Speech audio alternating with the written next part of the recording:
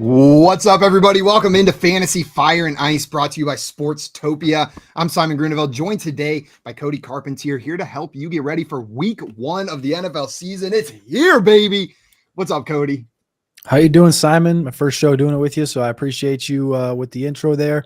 It's week 1, like you said. This is the time of season that we've been waiting for. All the drafts are kind of coming to a culmination over the next couple days, and we got little Thursday night football. Literally just 48 hours and some change away. I couldn't be happy. Couldn't be happier.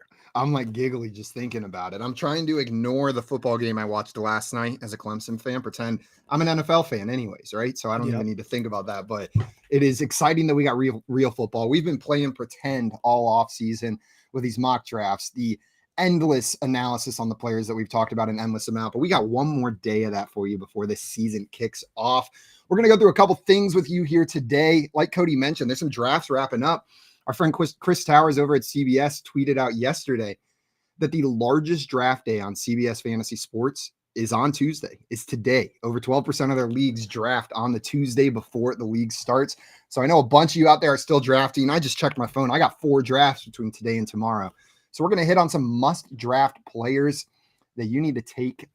3 from Cody, 3 from myself. We're going to go over some week 1 waiver wire ads. Things have changed since you've drafted, and there's some situations that you need to be aware of. And then we're going to hit some of our player props that we like for this week as well. Before we get into that, though, actually, let's just get straight into it, Cody. That's my bad right there. I want to kick us off with 3 players that we do not want to leave our drafts without. I've got some drafts tonight. I know the players I'm mentioning I'm drafting, but I'm curious who you brought for us. Cody, who's your first player that you're not leaving your drafts without over the next couple of days? Number 1, it's been number 1 for a while now, all the way back to rookie season. It's Roschon Johnson up in Chicago. He came in on the surface as the running back 3 behind Khalil Herbert, behind Deonta Foreman, and it looks like he's overtaken Deonta Foreman, his fellow Texas Longhorn. He's great in pass pro. He's great in the receiving game. He's great between the tackles. He can do everything. He played with Bijan, so a lot of people are just kind of like, well, he didn't do it all in college. It's like he came in as a quarterback, and this guy's 225 pounds. He's one of the better 225-pound players you will see in the NFL. You can get him between round 9 and quite literally the 16th round. I've taken him in spots, and I've gotten sniped in spots in round 9. And all the way down to leagues where he's gone undrafted, where I've been helping friends with drafts. It's around 15, 16 undrafted. Makes no sense to me, but Roschon's a guy where if you don't take him, somebody else is going to. You're going to be upset, or you're going to have to spend all that fab in week 1, 2, 3, 4, one of these weeks to get Roschon Johnson. Like I said, just a complete dominant running back on the surface. You look just over his preseason, he had 102. Listen to this. He had 98 total rushing yards in the preseason, 102 of which were after contact. Doesn't even make sense, right? So he had 98 total yards, 102 of which were after contact. The offensive line hasn't gotten too much better then. Yeah, the offensive line's not giving him any credit, but Roschon Johnson is a downhill crusher. He's a winner, and the job's going to be his sooner than later. And Khalil Herbert's not taking anything away from Khalil Herbert. I think Khalil Herbert's a very good running back. The difference is that Roschon just has some of the traits that I mentioned before that are just different. They're just different than what Khalil can bring to the table. And I think that Chicago sees that already, but they're just giving Khalil Herbert the due diligence and making Roschon really go the extra yard to earn it. That was going to be my question, because I've been a big Khalil Herbert guy. What we saw last season was impressive to me whenever he was given the ball. But that being said, this is likely to be one of the rush heaviest offenses in the NFL. Even if Khalil Herbert's getting his share, there's plenty out there for Roschon Johnson. Do you expect Roschon to take over maybe as the 1A ahead of Khalil Herbert, or is this just a value where he's going in drafts for you? I think, well, number 1, it's a value because you saw it last year with the likes of, the Kenneth Walkers and stuff. Kenneth Walker, I think he was, I want to say I picked him up in like week 8, week 9 in some fantasy leagues last year before he really popped down the stretch. But as far as taking over the lead back in this team, I do think so. I think you're looking at like the week 8 area where it's Chargers, New Orleans, where the schedule starts to toughen up a little bit for the Bears. And that's really when the team knows what they're going to be. If the running game isn't quite on par, again, we talked about the offensive line just a minute ago. If the running game isn't on par and they go, yeah, well, maybe we need somebody that can break a few more tackles than Herbert, then I think that's when Roschon really takes that next level. You're also talking about an offensive line that can't block up there with the top 10 teams. Roschon Johnson in there protecting Justin Fields to allow him to throw the football. Like that's That's one of the most important things is the fact that how good he is in pass pro and in the receiving game. I think that's going to allow Roshan to just chip. And I think by week 8, that's the number I've put on. By week 8, that's the Chargers game and Saints back-to-back road games that I think Roshan will have the job locked up. By week 8, I love it. And especially as someone who loves waiting on running back a little bit. I like these high value running backs that you can get in these later rounds. My first player that I'm not leaving drafts without is kind of similar to yours, Cody. It's a rookie running back in a backfield where he's not starting the season as the lead back, but I expect by mid-season, Zach Charbonnet to take over as the 1A to Kenneth Walker's 1B, and that's Seattle Seahawks offense. When I go back and I watch tape for a player like Zach Charbonnet, I just think he's better than Kenneth Walker in every aspect of the game. Maybe Kenneth Walker has a slight edge as a receiving back, but I think Zach Charbonnet is a better pure runner, and I think he's going to give this offense an advantage, which is a difficult thing to accept as someone who loved Kenneth Walker last season.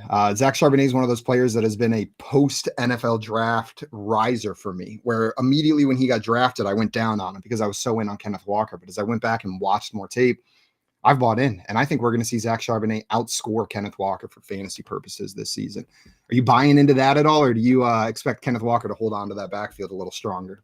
I think Kenneth Walker's going to hold on to it for the long term, as long as he's healthy. But I do think that Charbonnet is going to have a big thing to say about it. I was just going through my week 1 rankings and stuff at the running back position. And as far as the opportunity share, I got Charbonnet all the way at 35% next to Kenneth Walker's 55. So I think it's going to be a good mesh of the two guys. I think they play well off of each other. Like if you bring in Charbonnet, maybe not for first and second down, but once you get into a drive and it's like, oh, okay, first, second down, he's going to be the grinder. And then all of a sudden you're going to bring Kenneth Walker in there with that 4.39 speed. That is just the burst that Kenneth Walker brings to the table. I talked about this last summer on a bunch of podcasts.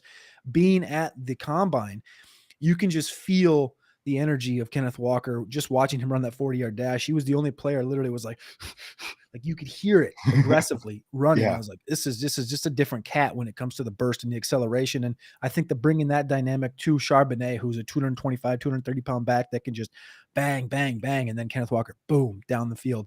So I think it's going to be a great dynamic as long as they can both stay healthy. As far as them both being like top 15 backs, that's going to be a hard world to press, but I think they're both solid values at the current state. Yeah. Going back to your Roshan Johnson picking here, we did have a question pop in from Fantasy Sports Logic. Wanted to know, what about Foreman sitting there in that Chicago backfield? Are you nervous at all about Foreman stealing? The talk is him as the touchdown guy, as the goal line back. Do you have fear for that? Not really. I like Deonta Foreman. It's just that he's aged out. He's 27. They brought him in before Roshan was drafted, and then they drafted Roshan. They're like, well, I guess we maybe don't need Deonta anymore. So I think they're going to just give him his respect, and you're going to see a little bit week 1, 2, 3, I think, out of Deonta. But everything that I've heard out of Bears camp and over at Roster Watch, we go to all the training camps, and my man, the trash man, was up there at the Bears camp, and he's like, it's Khalil Herbert. And then it's Roshan Johnson. He's like, and Deonta really hasn't been getting that much work. I think it's just more of it's one of those weird things where the teams do this. It's not really insurance, but it's like, we only have Khalil Herbert and we want to leave this offseason with a plenty of running backs. And that was one thing that I definitely came away with at the combine, was that Seattle, Chicago, Atlanta, they all mentioned it. They're like, yeah, we need more than one back in this league. So they go out and get Foreman, who we know is a competent back. He's 230 pounds. We know he can do it. He's done it the last couple of years. And then they go and get Roshan Johnson, who just happens to be a little bit of a better version of Deonta Foreman already. So that's kind of could he be a potential trade candidate down the line? Or if an injury happens, of course he's going to be a great value if an injury happens to either one of these cats. So I like Deonta. It's just an odd situation for him. Yeah, I tend to agree with you there. Whenever you look at the other backs on the roster, I don't have too much excitement. That doesn't mean he's not going to have fantasy value this year. I feel like Deonta Foreman's the kind of player where every year, no matter what team he ends up on, who knows if he'll even be on the Bears later this season, there's going to be 2 to 3 works of fantasy relevant value because running backs get hurt, and Deonta Foreman is a serviceable back. Before we get into our next player, Cody, I'm going to come to you for your next one. I want to remind everyone that you can go to fantasysportslogic.com to check out the VIP promo for lifetime access to the Contrarian Edge Optimizer. 10 $20 entries into Drafters' $2 million best ball tourney and a $100 deposit credit and much more.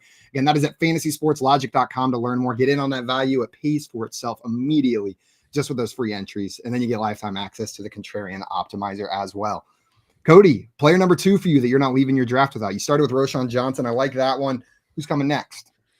This one's very interesting because a lot of people are fading him, and it's weird because I usually don't like these aging wide receivers like the Mike Evanses of the world, the Cortland Suttons, the Michael Thomases. I'm usually out on these guys, but people are making them values this year. You can get Cortland Sutton in the 6th, 7th. You can get Mike Evans in the 6th. You can get Michael Thomas literally in the 9th round. I don't understand right there with that. Roschon Johnson. Yeah, he's in the same area. It's like, and sometimes you can get, like I said, Roschon the 10th. I'll get Michael Thomas in the 9th, get Zay Flowers. Like that's the creme de la creme of drafting for me right there. But Michael Thomas, I think I'll hit on this one, is people forget that, yes, he did miss a lot of the 2021 season, but he did come back at the start of last year.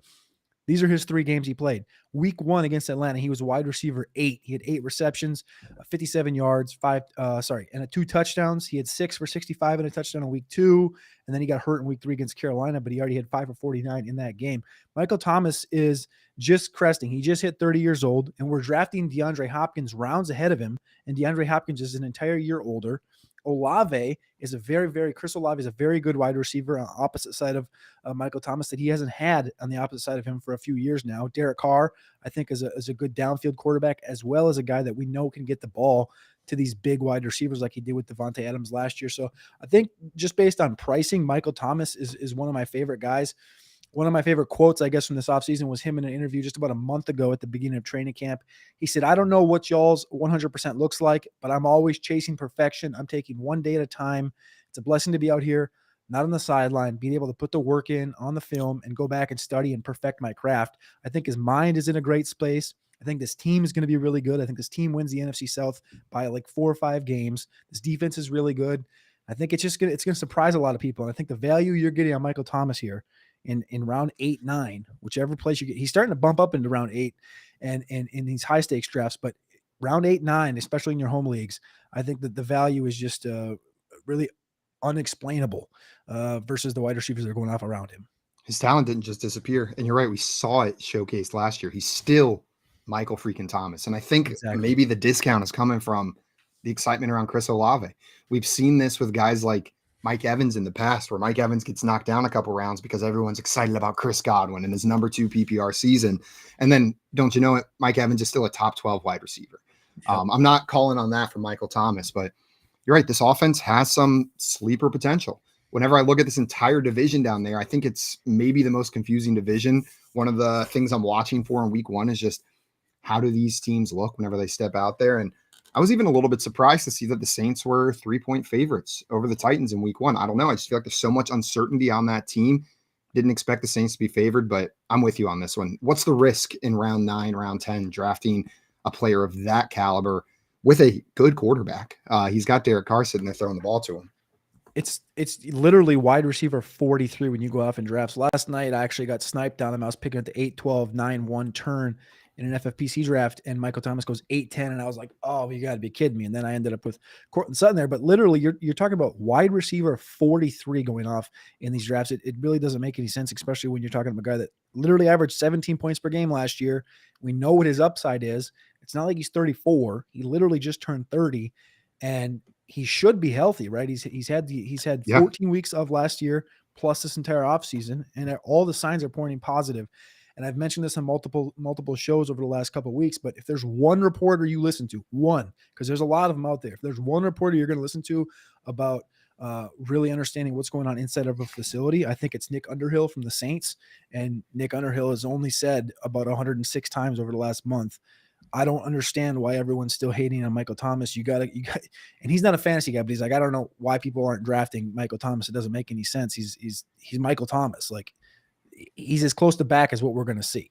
I'm with you. I love that call. I'm going to move into my next guy here, Cody. This is a guy, another running back for me, but that I fell in love with during the season last year, and I held my breath all offseason waiting to see who they would sign, who they would bring in. I'm talking about Tampa Bay running back Rachaad White. Rachaad White showcased his explosive ability in that offense last year. They let Leonard Fournette walk away from that team, right? They didn't sign him back. He's got Keyshawn Vaughn and Chase Edmonds to compete with. And the last report I saw said that Keyshawn Vaughn was beating out Chase Edmonds on the depth chart, which That is music to my ears as a Rachaad White manager, because I watched Keyshawn Vaughn on that field last year, and he's not beating out Rachaad White. So if Chase Edmonds is behind him on the depth chart, this is wide open. This seems like Rachaad White's backfield. The volume is going to be his. And I've seen what, I know Baker Mayfield's the starter for now, but I've seen what Baker does with one of those receiving backs. I've seen the value he provided to a back like Kareem Hunt. And this is not a good offensive line, a line that's going to require a lot of short yardage plays. I think the sky's the limit for a player like Rachaad White, and you're not having to draft him too early in drafts either. I love that. I mean, it's an offense that I think will be better than people expect, but I don't think it's going to be a great football team. But I think the offense is just going to be better because I think Baker is just above competency level at the quarterback position. We saw it just happen a couple of years ago when they had Chubb and Hunt in Cleveland, and they had Landry and Odell Beckham, and he gave Odell Beckham and Landry both 1,000 yards as a Cleveland Browns quarterback. I think they won 6 games that year. Do I think the Buccaneers win 6? I think they do end up second in that division. I mentioned the Saints a minute ago, maybe 6, 7, 8. But I think the talent around him, given the defense is going to have to worry about the Godwins and the Evanses of the world, I think Mayfield is going to rely on that running back next to him, that Rachaad White. And we saw what he could do coming out of college. People are all talking about, oh, yeah, but between the tackles, he wasn't efficient last year. But Rachaad White's always been the receiving back. He's a patient running back, and he's a great receiving back. You can kind of look at the same way as Gibbs. Gibbs is going to get a ton of receiving work. Not as much between the tackles. We've heard a lot about Sean Tucker the last couple of weeks. Like maybe Sean Tucker does work his way into the between the tackle grinder work. But guess what? It's only going to make Rachaad White more efficient because he's going to be healthier and fresher on the outside in the receiving game. So I like Rachaad White this year, and he's going off in like the 20s right now at the running back position. Yeah, like RB27, I think is the last I saw it on there. And I'm with you.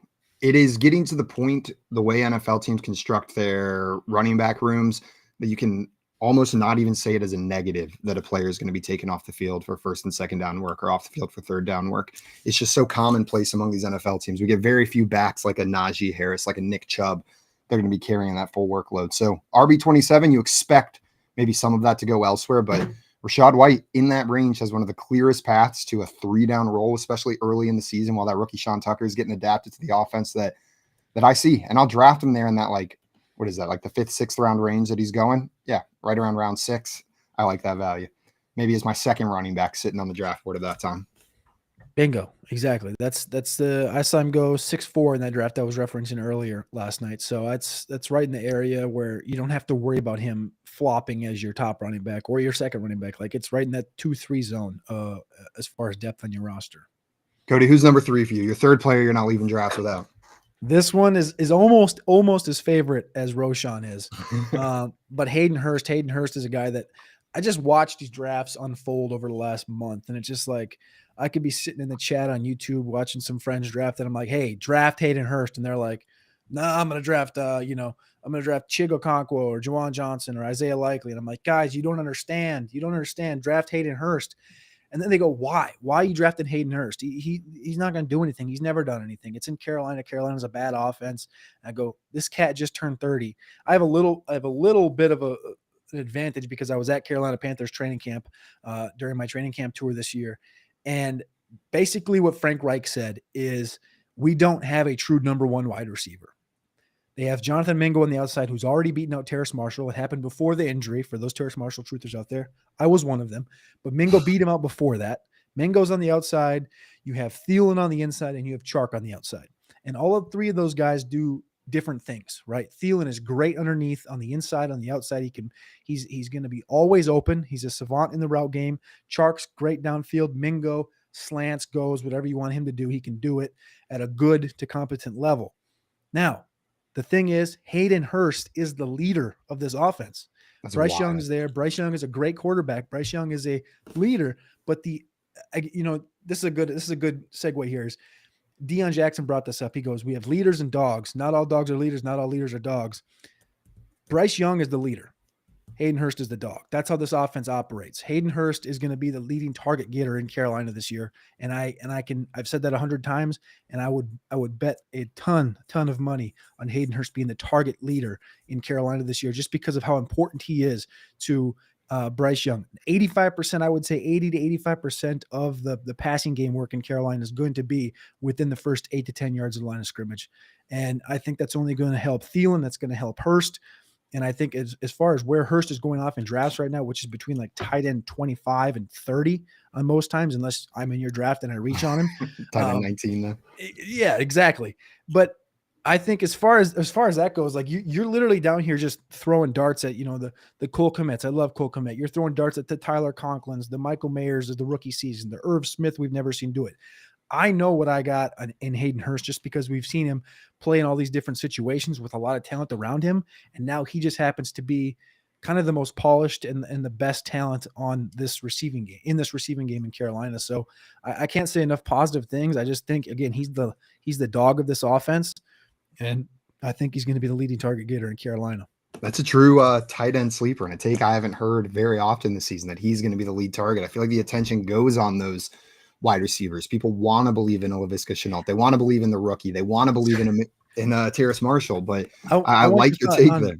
I want your thought on Laviska because you got the DJ Moore jersey behind you. You said you're a Clemson fan, so I can only assume you're in the area and maybe you have a little vesting interest in the Panthers. Do you have a thought on Laviska Shenault this year? So I'm from the Atlanta area. I went to school there in Clemson, but I'm down in Texas now. DJ Moore is one of my favorite players of all time. Laviska Shenault will not be on any of my teams this year. I will be excited to see if they can utilize him in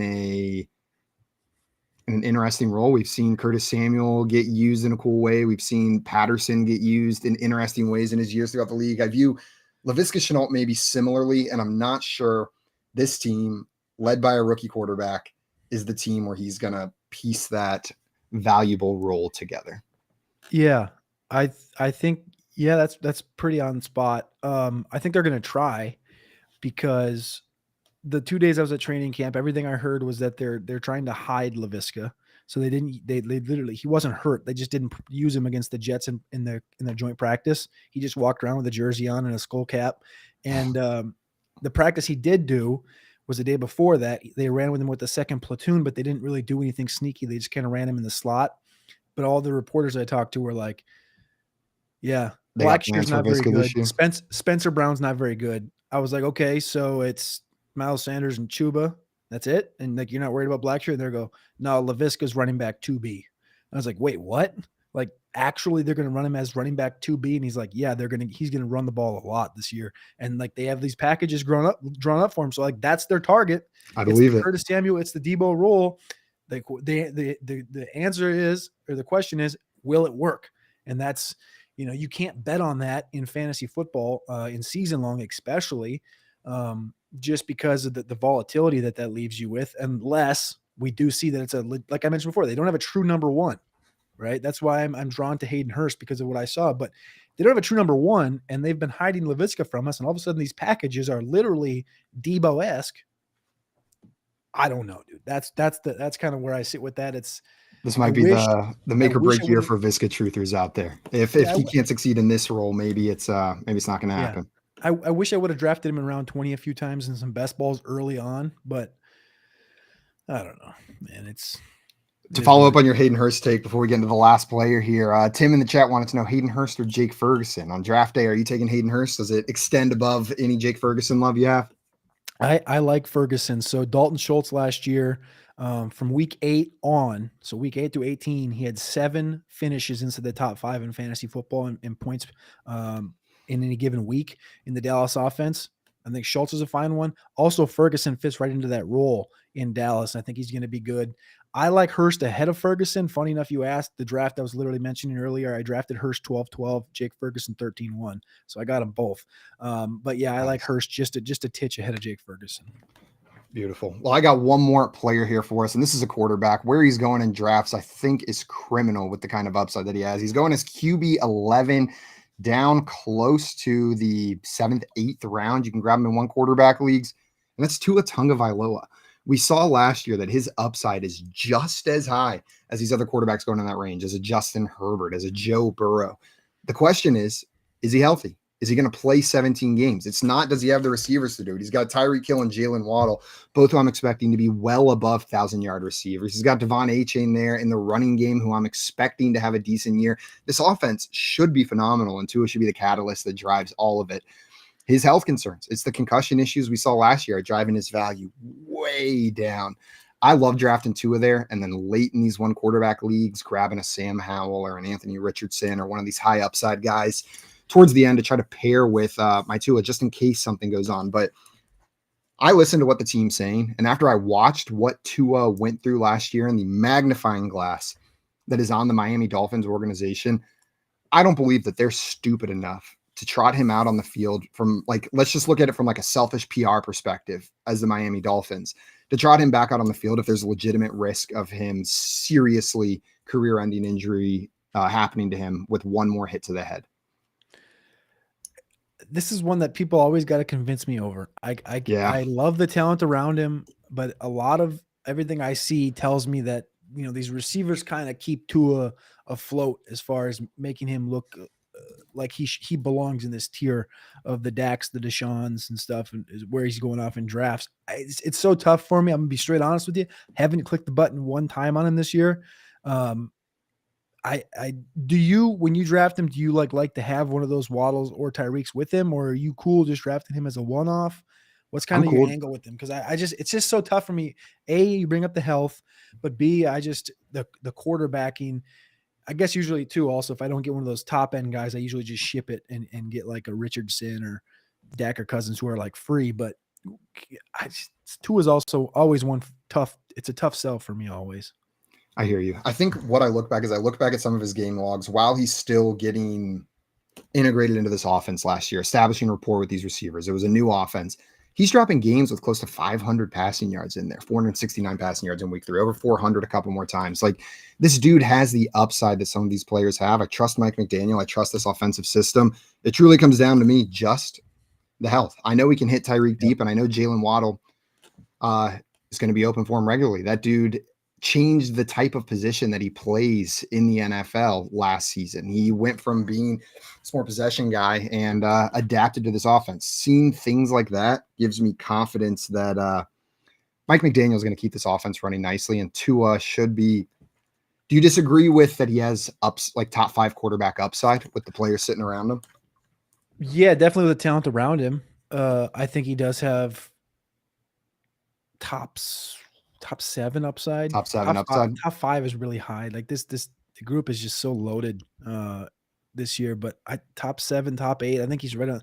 He's got the upside to get that Burrow Herbert cusp, just with the talent around him. But then those dudes have talent. Those dudes have a monopoly of talent around them as well. Herbert is one of those guys. I think he's going a little bit higher, which is why he's not my guy instead of Tua this year. I view them similarly, but you're going to be shocked even without the rushing if Herbert's a top 3 quarterback this year with Kellen Moore in town.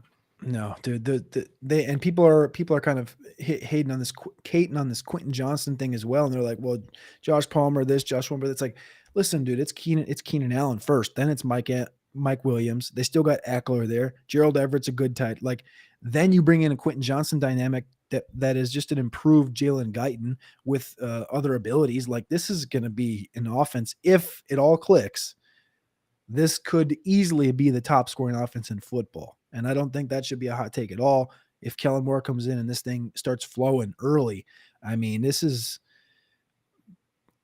we've heard it, right? It's always the Chargers, dating back to the early Phillip Rivers days. Oh, the Chargers should be that sleeper Super Bowl pick every single year for like the last 8 years. It feels and like. I feel like we haven't heard that this year, right? And this might be. Maybe jinx it. They were just waiting for everybody to shut up, and now they're going to come out and maybe look all right out there. Well, guys, everybody watching, we're going to move into some waiver wire ads right now. We'll keep this relatively brief today since it is week 1. Most of you just drafted. Some of you haven't even drafted yet today, but there is some shifting news that's changing the value of some of these players, especially some players that haven't been drafted. I think the belle of the ball right now when it comes to waiver wire ads is wide receiver Van Jefferson of the Los Angeles Rams with the Cooper Kupp news that has come out.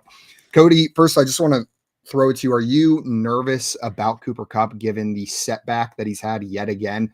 And if so, are you prioritizing Van Jefferson on your waiver wires here before week 1 starts? Yes. I'm nervous for Cooper Kupp kind of fits right into the other realm of those other older wide receivers I mentioned earlier with Thomas and Evans and Sutton and stuff. Oh, you got to draft him in the first round though. I wasn't drafting him in round 1 before the big thing comes out, but now I find myself, when you get to round 3 with a guy like Cooper Kupp and you maybe already have Jefferson on the squad, you're like, am I not supposed to click that button? Like, that's week 4 is looking pretty good. Like me. That's the range where I start to go, all right, but if Kupp does, take a couple weeks off, and I know this team's not good, so they're going to be throwing the ball a lot, round 3 area is fine. So that's interesting to me. But yeah, I think as far as the Rams go, Van Jefferson's the target. Over at Roster Watch, we've made him a target for the last 2 months as far as being around 14, 15 guy. And if you're drafting today, it's not going to be around 14, 15. He's going to get pushed up just because of it. I think the other guy I put on this list for the waiver wire ads is Puka Nacua. Maybe not a lot of people know about him, heard of him, things like that. He was a draft pick this year from BYU. His tape looked good. Did not look good at the Senior Bowl whatsoever when I was down there in Mobile. And then I go to these training camps this year, and I talk to people that have been to other training camps. And it's just kind of like this door that you open. And it's like, oh, hey, what did this guy look like? And it's like, oh, you know who's been in the back pocket of Cooper Kupp for the last month and a half? Puka Nacua. Who? Tutu Atwell? No, Puka Nacua. And I'm like, all right, well, they're actually kind of similar players, so that does make sense. And if this guy goes to BYU, he's got to be pretty smart. And he's in the Rams offense, and there's not really a lot there. It's Tutu Atwell, it's Ben Skowronek, guys we've seen, not really take the next step up. Van Jefferson's got that 4.3 speed. Okay, Puka Nacua, they put him in there and play that Cooper Kupp role. Again, it's not going to be Cooper Kupp-esque, but it's going to be some version of a target hog if he's competent. I think I like Nacua. I like Van Jefferson. You also have to look at Higbee. Higbee's a guy too, but Higbee's going to be drafted more so than not. But as far as the waiver wire guys, I think I like Van Jefferson and Puka Nacua. I think they're both very interesting depending on how your team is built. Man, this may be one of the only seasons that we're advocating for multiple Rams on the waiver wire, given the state of how that offense looks. Yeah. We'll see if there's other injuries. But I like both those ads. One other wide receiver I wanted to throw out there, only rostered in about 60% of leagues right now, is Rashad Bateman. There is a lot of uncertainty there in that Baltimore offense with the new offensive coordinator coming in, the number of names they added in the offseason, adding Zay Flowers, adding Odell Beckham Jr. Rashad Bateman has the rapport established. Now, he was disappointing in the time that we saw him, but on the chance that he establishes himself as the top wide receiver, obviously Mark Andrews will likely be the top receiving option. I like to have Rashad Bateman on my bench, and he's one of those guys that after week 1, if he's not featured, I got no problem cutting him, which is one of my favorite kind of players to add here. Add him for week 1, see how it works, see what that offense looks like. Is OBJ the guy? Is Rashad Bateman the guy? Is Zay Flowers the dude? And if it's not Bateman, with the pre-established rapport he has, I'm a lot more willing to cut bait than you mentioned Zay Flowers earlier. I'm not cutting bait after 1 week with him, but I will with a guy like Rashad Bateman. Where are you at with Bateman overall? Like, as far as like, I don't do like a 3-strike approach. I take like a 4-strike approach. And for me, Bateman like hit that 4th strike this offseason with getting random cortisone shots when it was like, this is a cortisone shot's a short-term answer. Yeah. So I was kind of confused by the whole thing, and people I talked to, it didn't make a lot of sense too, but you bring up 60% and I'm like, okay, I can be brought. I love Rashad Bateman. Like, I can be brought back in on Rashad Bateman at 60% ownership, and I'm getting him for free. And all I have to do is watch what happens, because we don't know we have an idea what this Baltimore offense is going to look like, right? They want to bring in a Zay Flowers, and the role that he would play seems like it would be a little bit of a Hollywood Brown plus some underneath work where he is good. Yeah. Plus a lot of tight end. So where's Bateman fit in? We don't have a clue right now. We don't know really how he looks, right? So if he's free, I'll take that look in week 1, week 2. Like, I'll drop whoever my, late couple round guys are if I need maybe some wider. Maybe you drafted Cooper Kupp early. Maybe you drafted Cooper Kupp in round 1 and you're like, gosh, I really need a little bit of a jolt of energy, and that's a shot I would take. I would say, okay, put Bateman on the roster, and you know what? If he goes out there week 1 and pulls in 7 targets, you got something. If he doesn't, see you later. That's fine. That's kind of what they call roster fodder, right? That's the bottom of the roster. And Bateman owned in 60%. That's an interesting number. I hadn't heard that, because I did know that the discrepancy on ESPN versus like, the Yahoos or the sleepers of the world. ESPN has him like 60, 70, 80 spots, ADP lower than these other sites. So that's definitely a site that you can definitely take advantage of some free Rashad Bateman. So that's one I hadn't thought of. So I'm glad you put that on the list. That's a great point too. Know your platform. make sure you know your platform and know the differences in ADP and where people are sitting on that list, because you can get some real sneaky values, especially on draft day. And sometimes those players hide down there on the waiver wire. For the running backs here on the waiver wire this week, I feel like the big talk is what to do with Jonathan Taylor. Definitely missing 4 weeks, potentially missing more. There's 3 running backs there in that Colts running back room: Deion Jackson, Zach Moss, and Evan Hull. And it seems like Zach Moss is the man forgotten by fantasy Twitter, and they're evenly split between Deion Jackson and Evan Hull. Where do you stand on this, Cody? If you're prioritizing one of those 3 on the waiver wire this week, if any, who's it going to be? So I'm working on my weekly rankings article that'll go up on Sportstopia this week. And I don't have any of these guys in the top 36, but I have Evan Hull, 37, Moss, 42, and Deion Jackson, 53 at the running back position. In their shares, I have Moss at 50%, Evan Hull, 30, and Deion Jackson, 20. I think it's going to be a complete mess because I think it's going to be everything running through Anthony Richardson. But I think as far as what you're looking for in upside is a guy that can play in the passing game, a guy that can work good in pass pro, which is Evan Hull. I was going to say, sounds like Evan Hull. For both, right? And then you just had the upside of him being a rookie with dynamism. Deion Jackson has the athleticism too, but Evan Hull has that and some. And he's a little guy. And I think it's just, if you're looking for someone who's looking to make a name for himself, right? Everyone already has a predetermined thought on Zach Moss. Deion Jackson was fine last year, but nobody's actually seen what Evan Hull can bring to the table. I think Evan Hull's the guy that I would bet on if I'm just saying, okay, you get to pick one of these 3 guys.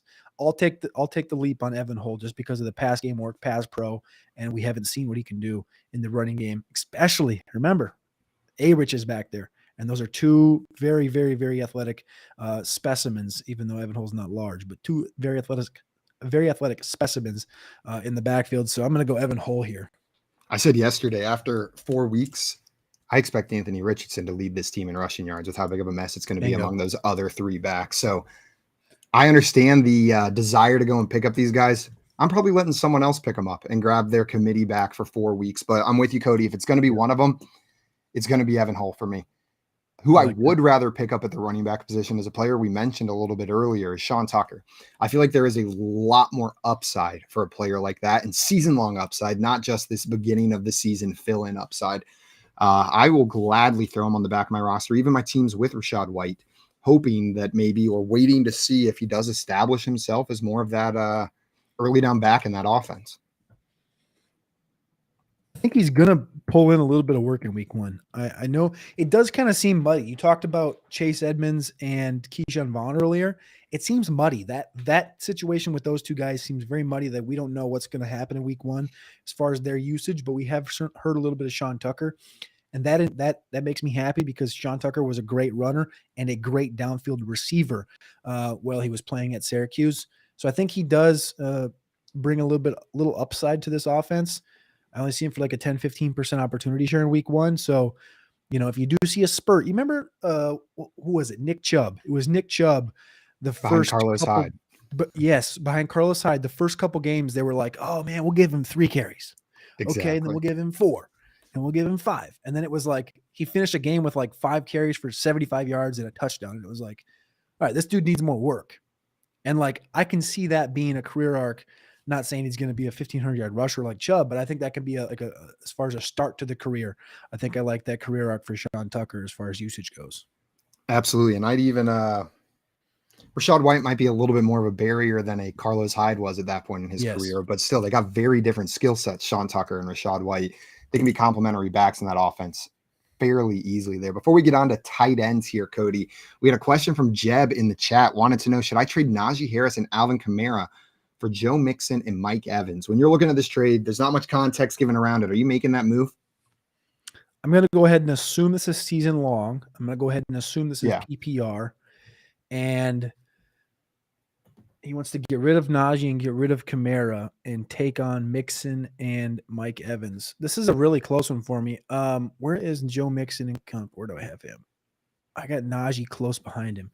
I think so. I got Najee and Joe Mixon a lot closer than people do. And then, of course, you have Kamara for Evans. It really depends what your receiving game looks like, because your receiving room looks like. If Evans is coming in and Evans is going to be your wide receiver 3, I would do it. if he's going to come in and be your wide receiver 4, I would probably keep Najee and Alvin Kamara. I hope that makes sense to you. So if he's coming in and you have like a Chase and a DJ Moore, and then it's going to be Evans, I'll do it because you need that kick up. He's going to be that guy. But if he's a stick down, I wouldn't do it. I would just stick with. I think Najee's going to have a great season, and I think Alvin Kamara is going to give you a lot of juice going down the stretch. I've been coming around on Najee Harris. I just look at their roster. I look at Mike Tomlin's history, and dude's going to get one of the highest carry loads in the NFL this year. It's just what's going to happen. And whether you believe in that offense or not, volume equals good for fantasy production. And Mike Tomlin, no matter what, I was running through and putting out like a couple weeks ago, trying to like lay out the schedule, who's going to win what games. And I saw I had the Steelers with a losing record after I went through every game. And I was like, I just can't do that. Like, I trust Mike Tomlin enough, no matter who's on that roster, that he's going to end at least 500 at the end of the season. Did you go back through it and I went back through it, and I have not Where'd you end finished up it. at? I have them with 9 wins at the end of this season. So we'll see. I've got the Steelers with 9 wins, but man, it's hard to put them below 500 with Tomlin there. I must have a little bias because that's another one of the camps I went to, but I had them at 12-5. Oh, nice. Okay, so that's a big season for Kenny Pickett then. I really think this defense is really good too, but I think this team's going to take at least a step up. And they're going to be passing 5 to 6% more than they were last year. And I think as far as this receiving room is pretty deep as far as the top 4 go. Plus you got Freiermuth, and I think Najee's going to catch a lot of footballs as well. So I don't know. I think it's going to be a surprise team. I think I got the Steelers 12-5 though. I'm just glad that the AFC North looks good again. That is my favorite That's gonna be division in football to watch. It is brutal in there. Ravens and Bengals both look like they could be serious playoff contenders, and the Browns, Deshaun Watson is half the quarterback that they're paying him to be. Then that Browns team should be pretty good as well. You can never count out the Steelers with Tomlin in there. One more question in here from Matt, and this is going back to a player that we talked about earlier and a player you compared him to. Matt wants to know, should he start Tua or Deshaun Watson this week? I'm rolling Tua against the Chargers. I expect that to be a high-scoring game. Which way are you rolling, Cody? I have Tua 5th in my week 1 quarterback rankings and Deshaun Watson at 18. So Deshaun Watson. My answer. Okay, so that is much higher on the Tua side. The over-under for that game is at 50.5, the Dolphins-Chargers game. It might be the highest one of this week. No, the game on Thursday is the highest one of the week, sitting there. I almost skipped my Thursday game at 54.5. It's a big driver, though. That's. I mean, you're talking like Miami and the Chargers. Everyone's looking for that one. That's going to be a high scoring. I think that blows past the over. Then they played what, last year or the year before, and it was a high scoring one too. I don't see how it's not. So a lot of talent on the field. Both teams going to have to throw the football.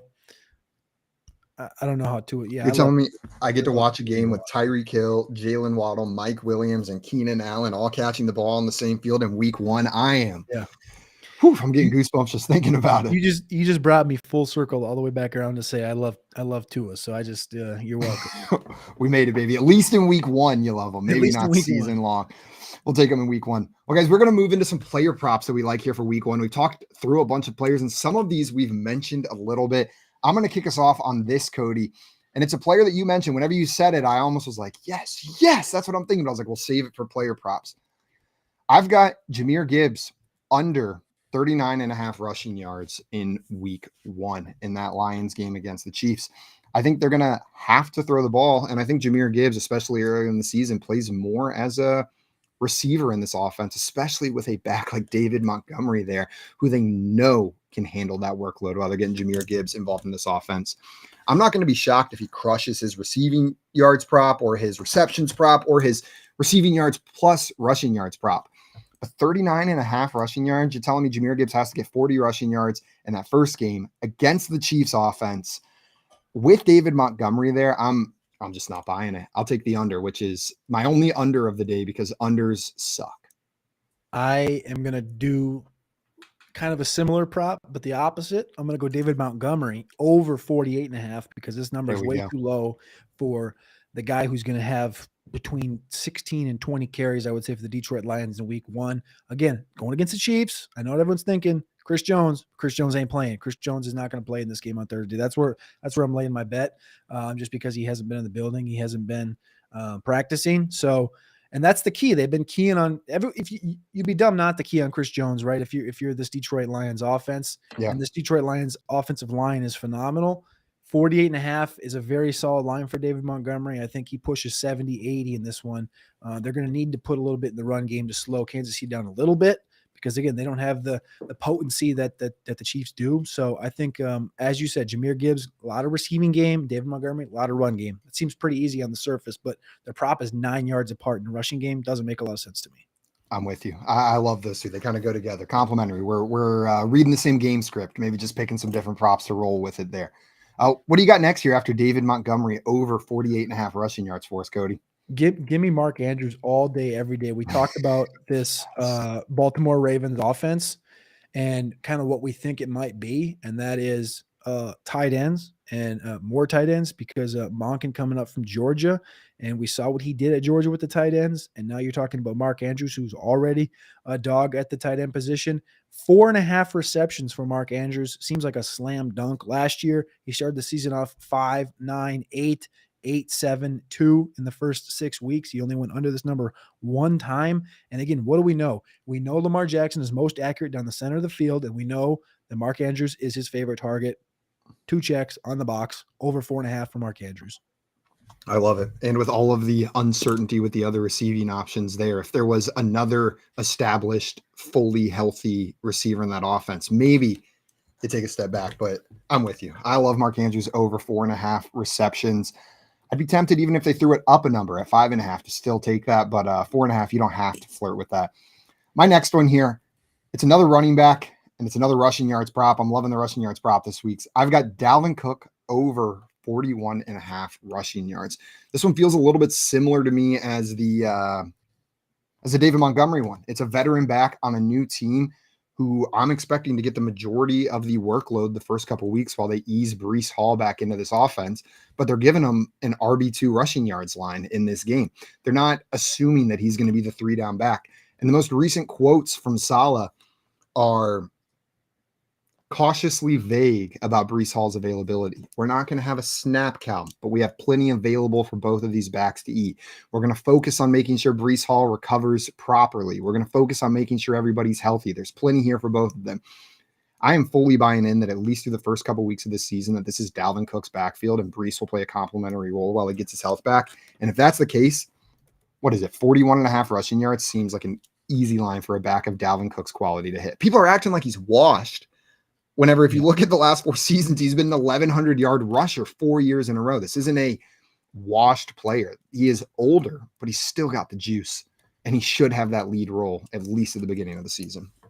If he gets anywhere north of 45, 50% of the opportunities, this isn't even going to be a close number for him, just given how talented this offense is. I know Buffalo's been trying to work on the defensive line, but and again, the Jets' offensive line isn't the best, but the talent that Dalvin does bring to the table, I think I like this number. I just want to see the usage. That'd be the only thing that would scare me off, is the usage, but the number's too low for Dalvin Cook if he's a starting running back.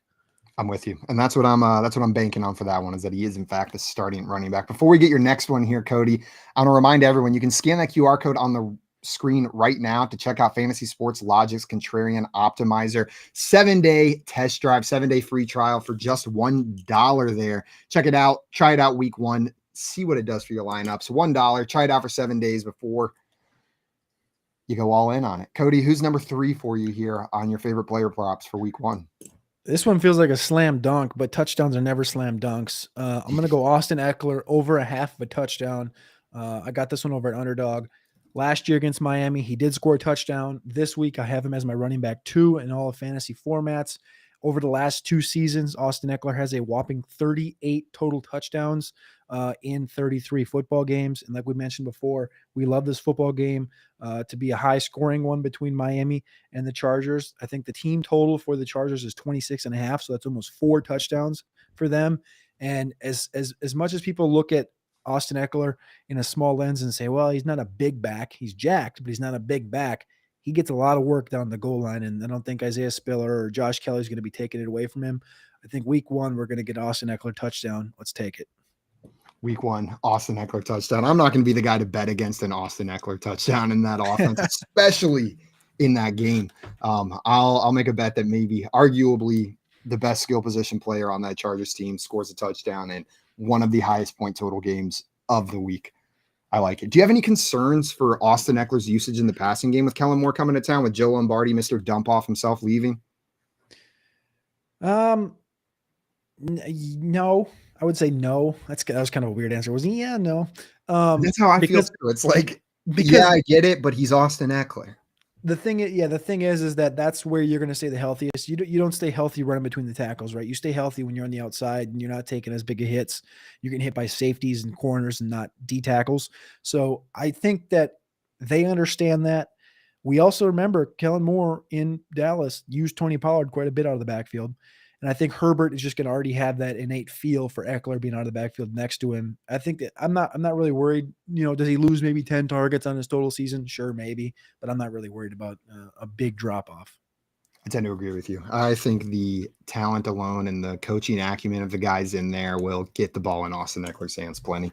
My last one here, I'm taking another rushing yards. Week 1 is the week of rushing yards props for me, and I've got Josh Allen over 35.5 rushing yards. He hit this mark in 11 of 17 games last season, including both games that he played against the New York Jets. I know we're expecting this defense to be pretty good, but I think that plays into Josh Allen's hand a little bit. He's going to be scrambling a little bit more. And the reason I love these quarterback rushing yards props, especially the ones below 40 yards, is on a broken play, you can get them all at once. You can get them all at once as Josh Allen escapes. The guys like Josh Allen, Justin Fields, Lamar Jackson, these are some of my favorite lines to take, especially when they're going up against a tough running defense, because we can see them kind of escape that pocket and run for 30 yards in one play. It's really watching him hit that mark in 11 out of 17 games last year, not having a dominant back, and the strengths of this Jets defense, I think, leading to Josh Allen maybe running a little bit more in week 1 than that Bills team wants him to. I like it. I mean, this is going to be a fun game. This is Monday Night Football. We're talking about being 48 hours and some change away from Thursday Night Football, but we get to close the week out. Jets, Bills, Monday Night Football, Aaron Rodgers, Josh Allen. Got to have a little bit in there. So I'll go ahead and I'll hit this Josh Allen over rushing yards with you as well, my friend. Yeah, we got so many good games this week. We mentioned Bills, Jets. We got Chiefs, Lions to kick us off. Chargers, Dolphins. I'm curious to see how the Saints look. But we got 2 more days until we got to find out. Everybody who joined us today, thank you so much for stopping by for some Fantasy Fire and Ice. I'm Simon Groeneveld, joined today by Cody Carpentier. I'll be back tomorrow with Steezy and Terrell for some more Fantasy Fire and Ice, getting you ready for your Week 1 DFS slates. Until then, though, we are out of here. Cody, it's been a pleasure, my friend, and I'll see you on another time. Adios, everybody.